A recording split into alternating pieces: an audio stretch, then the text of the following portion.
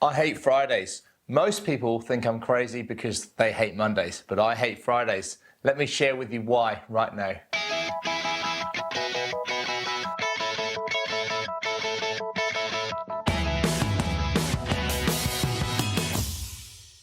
Hi Forex traders, it's Andrew Mitchem here. I'm the Forex trading coach, and in today's video and podcast, I wanted to explain to you why I actually hate Fridays. And as I mentioned, most people, they hate Mondays. After having the weekend off, people really look forward to Fridays and they hate going back to work on Monday. So why is that? Well, it's probably because most people actually hate their job. They don't actually enjoy what they're doing. They're more forced to be sort of in that job for an income or whatever the reasons may be. But for me as a Forex trader and someone who is really passionate about Forex trading, has been for the last, 12 plus years, I never get bored of Forex. I always look forward to it. It's always changing. The market's always changing. There's different reasons why prices are changing, fundamental reasons, all sorts of reasons, technical reasons why things change on a daily basis. And it just keeps the whole spark and the whole interest in trading just alive all the time. And as a trader, you actually need that. If you don't have that enjoyment and that passion to want to, see what's happening in the markets and see why it's happening, etc., what's happening around different countries around the world, if you don't have that passion, then maybe Forex is not for you, and potentially, it's maybe time to look at something else. But if you are someone that wants to be a trader, who wants to get into trading, you don't need to spend all day and night trading. You definitely don't need to do that, far from it. In fact, complete opposite. But you still need to have an interest in it and a bit of an enjoyment and a passion in trading. Otherwise, why do it? You may as well go and look at some other form of investment. So for me as a trader, it doesn't mean to say that I'm glued to my charts all day and night, far from it.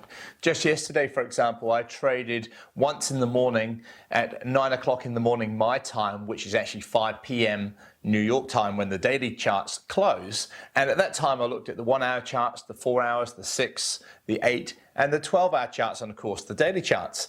And then I went flying all day. I was there flying to a beautiful island called Waiheke Island with my wife and my youngest daughter, and we went off for the day. And then I came back in the evening my time. I then looked at 4-hour charts at 5 o'clock in the evening my time, and then at 9 o'clock in the evening my time, which is now 5 a.m. New York time. I looked again at the 1 hour, the 4 hour, the 6, and the 12-hour charts. And that's it. That's all I did. Just traded 3 individual times within the day and still had some great trades. You'd have known by looking at your charts this week, we've had some amazing strength in the British pound, and we've had lots of weakness in the New Zealand dollar and also in the euro.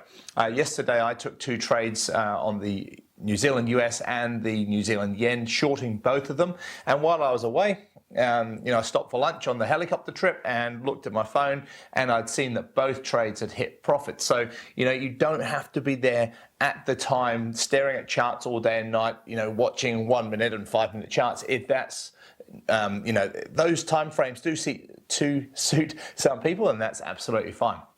But, you don't have to be there all the time.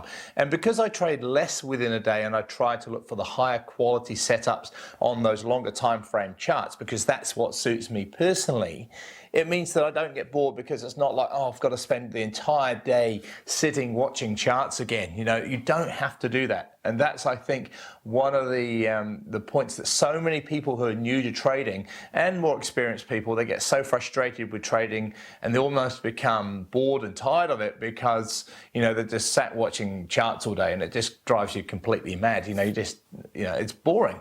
And so for those people, they would be looking forward to the end of the week just to have a rest. Whereas the way that I trade, it's, looking at charts 2 or 3, 4 times a day sometimes.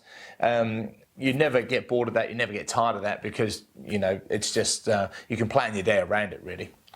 There's been a lot of pound strength, as mentioned, and also there's been that weakness in the Kiwi and in the euro. But you put those together into the mix, And anybody who's been looking at strength in the pound New Zealand dollar, for example, go and look at your charts to see what that's done this week. Look at the euro pound, look how that's fallen this week. So it's using the strength in currencies that are looking strong, the weakness in currencies that are looking weak, put the two together, look for technical setups, ideally looking to trade in those same directions as that overall strength and weakness. Do that together once or twice, 3 times a day, on the longer time frame charts, and know what you're looking for, and your trading becomes quite a simple process. If you don't know what you're looking for, what I highly suggest you do is to jump onto one of the 2 free webinars that I hold each week. You can find them on my website. I hold webinars for people who are brand new to trading, and I also hold webinars for people who are more experienced to trading and maybe getting a bit frustrated because it's just not working for you. So make sure you jump onto one of those 2 webinars if you haven't already done so. So that's it for this week. Have a great weekend. If you can't trade, well, none of us can trade at weekends. Well, go do something else, and look forward to getting back into some trading on Monday. Talk to you next week. Bye.